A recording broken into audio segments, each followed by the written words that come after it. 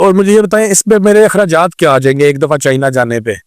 देखिए चाइना का जो वीजा है उसका 13,500 रुपये आपने बेसिक फीस अंदर खुद पे करनी है, ठीक है। इसके अलावा एयर टिकट है और हम इनविटेशन को इतना महंगा नहीं होता, वो मामूली से पैसा।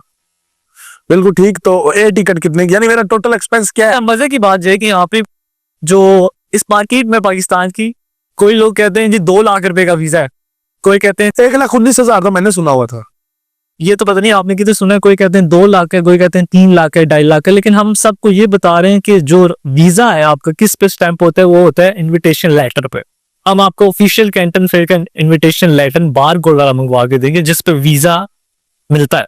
आपने अपने डिजायर डॉक्यूमेंट जो पाकिस्तान से आपने फिल करने, आप वो फिल करें और आपका वीजा लगेगा इंशाल्लाह। क्यों नहीं लगेगा वीजा?